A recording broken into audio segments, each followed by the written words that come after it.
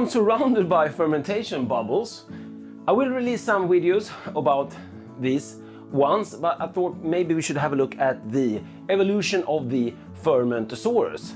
And the Fermentasaurus we have here, and I fermented this beer.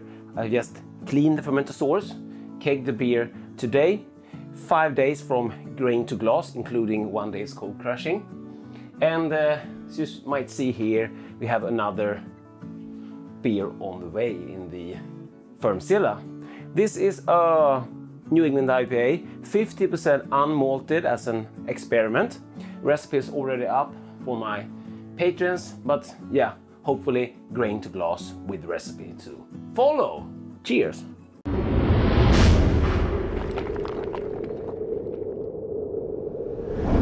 I'm DrHans and this is DrHans Brewery, my channel about beer and home brewing. So, if you're interested in beer and home brewing, consider becoming a subscriber. First, we have the Fermentasaurus.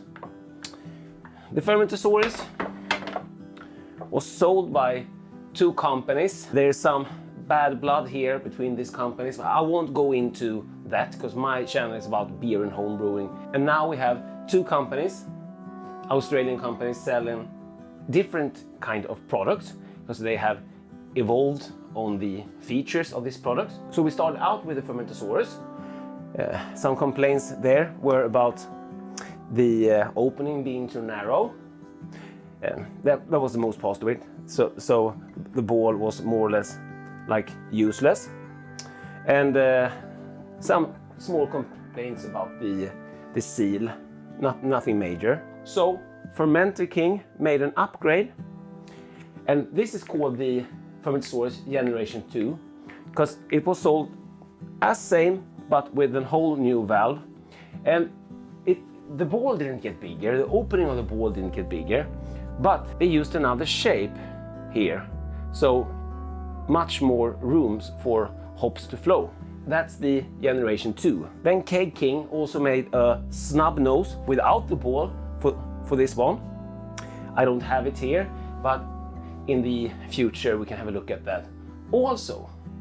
Then from the other company, Kegland, came the Fermzilla with a much bigger opening, much bigger collection jar. Also here we have the possibility to like purge the jar, and the bigger lid so people could get their hands in there. If we look at the Keg King side, we don't have the bigger lid, and that's because Keg King said we don't want you to stick your hand in there, so we have to clean it by other means. And now also the Fermzilla has come out as a snub nose. They call it their All Rounder.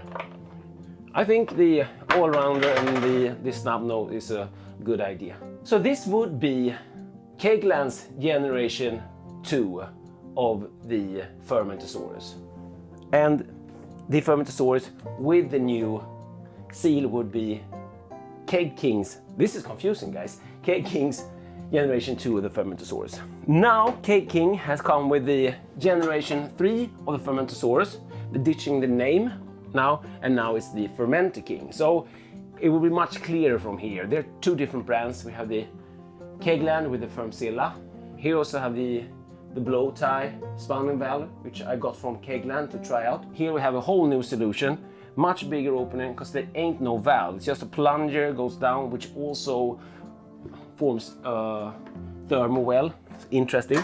Same size of the bubble. There's a new lid design, but I will go into each and every fermenter in a separate video. And now also we have the Fermenter King Jr.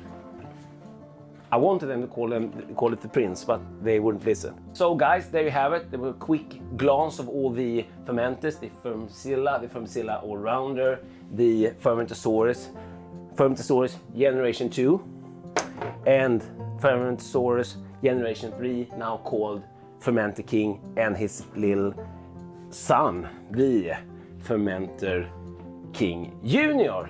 Have some other bubbles coming in so we can have a look at them also. So if you are into home brewing, beer and pressurized fermentation, be sure to subscribe.